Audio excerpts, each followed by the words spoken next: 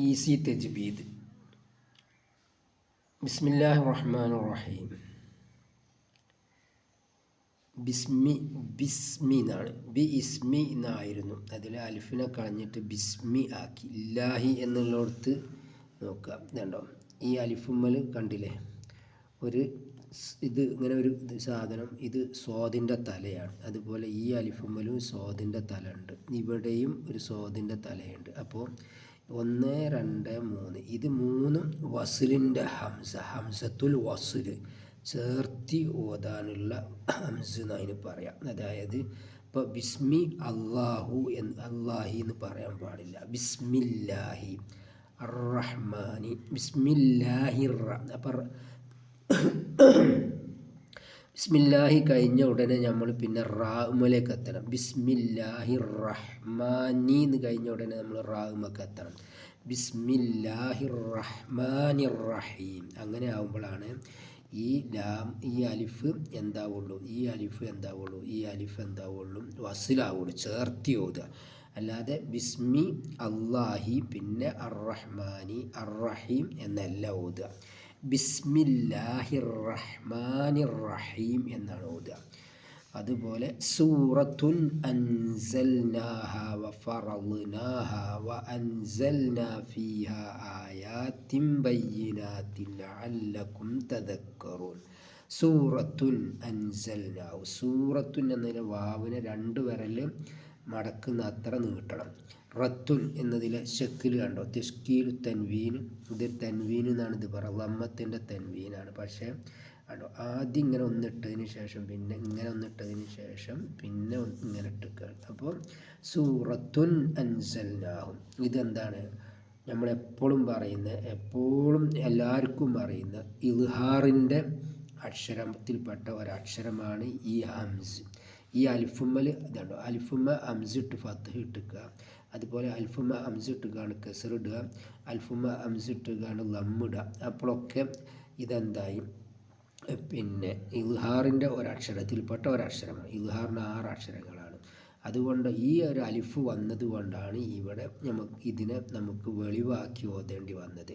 സൂറത്തുൻ അൻസൽ. അവിടെ സൂറത്തുൻ അൻസൽ അങ്ങനെ ഓതാൻ പറ്റൂല. പിന്നെ എങ്ങനെയാണ് ഓതുക? സൂറത്തുൻ അൻസൽനാഹ. അപ്പോൾ ഇൽഹാർ ഹഖീഖി ഹൽഖി എന്ന് പറയും. അതായത് ആ എന്നുള്ള അക്ഷരം വരുന്നത് ഹൽക്കിൽ നിന്നാണ്. ഓക്കെ. അപ്പോൾ ഇവിടെ വെളിവാക്കി ഓതി. അതാണ് ഇൽഹാറിൻ്റെ അക്ഷരത്തിൽപ്പെട്ട ഹംസ് വന്നത്. അതുപോലെ തന്നെ അൻസൽന എന്ന പദം ഒറ്റയ്ക്ക് എടുക്കുമ്പോൾ ഹംസത്തുൽ വസ്ലാണ്. നമ്മൾ സൂറത്തുൻസൽന എന്ന് പറയാൻ പറ്റില്ല. സൂറത്തുൻ അൻസൽന. ഈ എന്ന പദത്തെ വെളിവാക്കി ഉച്ചരിക്കണം, വെളിവാക്കി പറയുക തന്നെ വേണം. അപ്പോൾ അതെന്തായി, ഇപ്പോൾ ഇവിടെ 2 നിയമം ഞാൻ പറയുന്നു. ഇത് ഒന്ന് എന്താണ്, ഹുറൂഫുൽ ഇൽഹാർ. ഇൽഹാറിൻ്റെ അക്ഷരത്തിൽപ്പെട്ട ഒരക്ഷരവുമാണ്.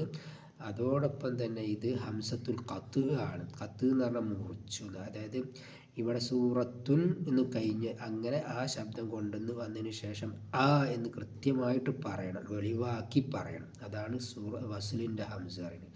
പിന്നെ അൻസൽനാഹ എന്നുള്ളിടത്ത് ഇവിടെ നൂനുണ്ടായിരുന്നു. ആ നൂനുമ്മ സുക്കൂന് കാണാനില്ല. അപ്പം ഞാൻ എപ്പോഴും പറയാറുണ്ട് ഈസി തജ്വീദാണ് എന്ന്.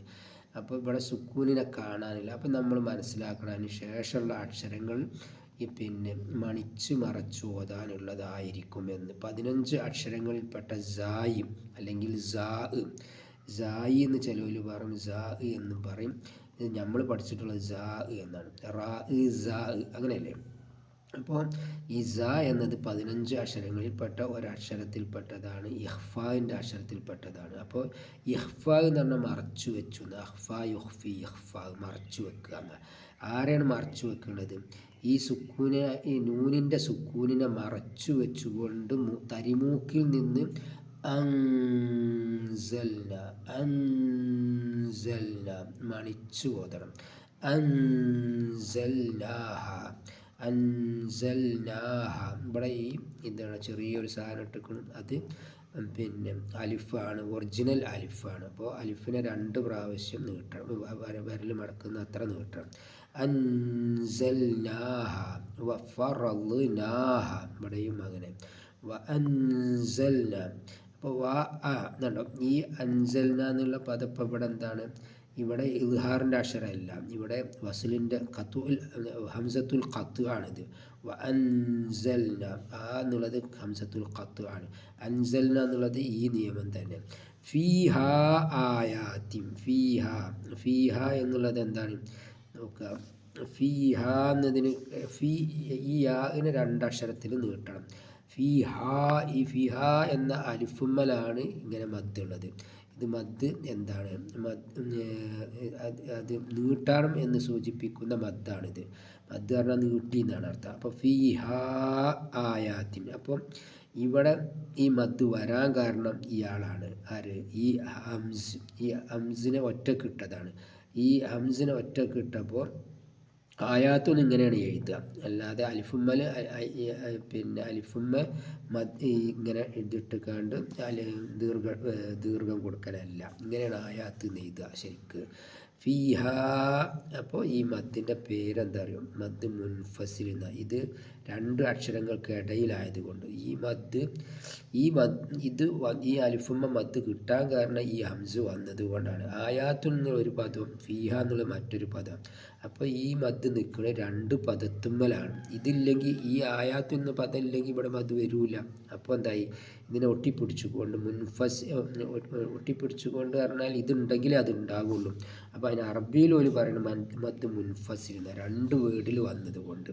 അപ്പോൾ അത് മദ് മുൻഫസിൽ അൽ ജായിസാണ്. ഇതിൻ്റെ ഹുക്കും എന്താണ്, ജായിസാണ്. നീട്ടുക എന്നുള്ളത് ജായിസാണ്. 2 വിരൽ മടക്കുന്ന സമയം, 4 വിരൽ മടക്കുന്ന സമയം, 5 വിരൽ മടക്കുന്ന സമയം എന്താക്കാം, ഇതിനെ നീട്ടാതെ ഇരിക്കാം. പക്ഷേ നമ്മൾ ഒരു പ്രാവശ്യം ഖുർആൻ ഓതുമ്പോൾ നമ്മളിവിടെ നീട്ടിക്കണമെങ്കിൽ നീട്ടണം, നീട്ടിയിട്ടില്ലെങ്കിൽ നീട്ടണ്ട. അതായത് 2 വട്ടം നീട്ടിയതെങ്കിൽ 2 വട്ടം എല്ലായിടത്തും നീട്ടണം, ആ ഖുർആൻ ഓതി തീരുന്നത് വരെ. അതല്ല നമ്മൾ നീട്ടിട്ടില്ലെങ്കിൽ പിന്നെ 5 വട്ടം 4-5 വട്ടമാണ് നീട്ടിക്കണതെങ്കിൽ പിന്നെ നമ്മൾ ഓതുന്ന ആ സമയത്ത് എപ്പോഴാണ് ഓതാൻ തുടങ്ങിയത് വെച്ചാൽ അവസാനം ഓതുന്നത് വരെ ഒരു സൂറത്ത് അതല്ലെങ്കിൽ പേജ് ഓതുമ്പോഴൊക്കെ അങ്ങനെ തന്നെ അവസാനം ആ രൂപത്തിൽ ഓതണം എന്നതാണ് നിയമം. അപ്പോൾ ആയാത്തിൻ ബയ്യിനാത്തിൻ. ആയാത്തു ഇതിൻ്റെ ഈ ഒറ്റക്കുള്ള ഈ പദത്തിൻ്റെ പേര് ഇത് പിന്നെ ബദിൽ എന്നാണ് ഈ പദത്തിൻ്റെ പേര്. ഇത് ആയാത്തിൻ എന്നുള്ളത് ഒരു ബദിലാണ്.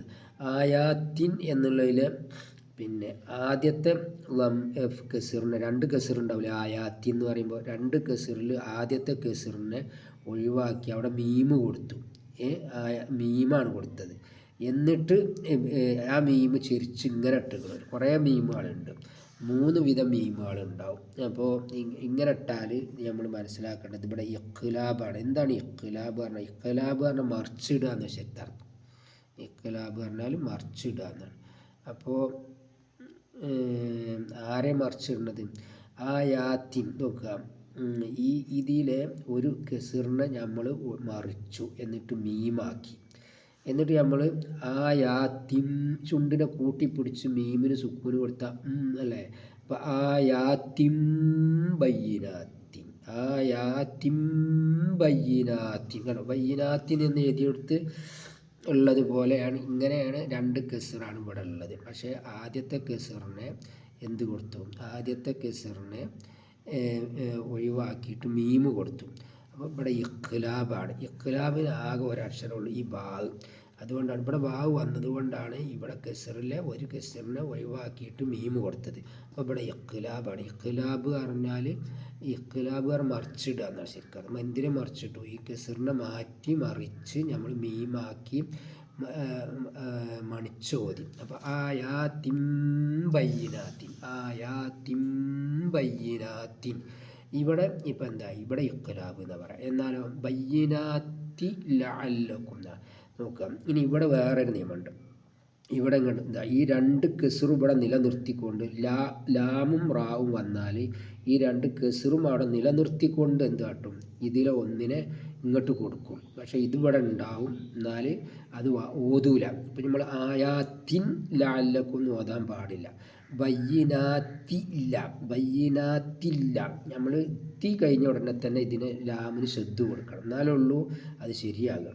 ബയ്യിനാത്തില്ല അല്ലക്കും, ബയ്യിനാത്തില്ല അല്ലക്കും, ബയ്യിനാത്തില്ല അല്ലക്കും എന്ന് പറഞ്ഞു കഴിഞ്ഞാൽ നമ്മളിവിടെ ബയ്യിനാത്തിൻ എന്ന് പറഞ്ഞു കഴിഞ്ഞു.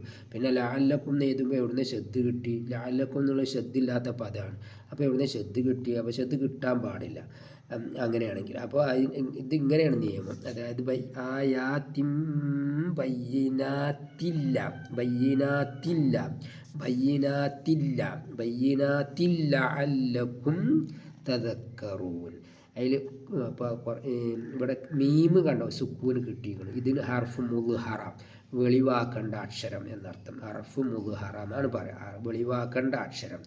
തദക്കറൂൻ എന്നുള്ളതിലെ വാവിന് 2 പ്രാവശ്യം നീട്ടുക, അല്ലെങ്കിൽ പിന്നെ 4 പ്രാവശ്യം നീട്ടുന്നവരുണ്ട്. ഓക്കെ, തദക്കറൂൻ എന്ന് നീട്ടാറുണ്ട്. അപ്പോൾ 2 പ്രാവശ്യം 4 പ്രാവശ്യമൊക്കെ നീട്ടാം. പിന്നെ നൂൻ, നൂൻ നമ്മൾ സുക്കൂൻമലാണ് വെക്കുക. അപ്പോൾ ഇതിന് പേര് പറയും മദ് ആരിദുല്ലി സുക്കൂൻ. അതായത് ഇവിടെ സുക്കൂന് കൊടുക്കാൻ വേണ്ടിയിട്ട് നമ്മൾ നീട്ടുന്ന മദ്ദാണിത്. തദക്കറൂന, ഇതിവിടെ ഉള്ളത് കൊണ്ടാണ് തദക്കറൂൻ എന്ന് നീട്ടുന്നത്. പിന്നെ വെക്കുമ്പോൾ മദ് ആരിദുല്ലി സുക്കൂൻ ആണ്, അങ്ങനെ പറയാം. അപ്പോൾ ഇൻഷാ അല്ലാഹ് ഈസി തജ്വീദിലെ ഒരായത്താണ് നമ്മൾ ഇത്രയും സമയം പഠിച്ചത്. ജസാക്കുമുല്ലാഹു ഖൈറൻ.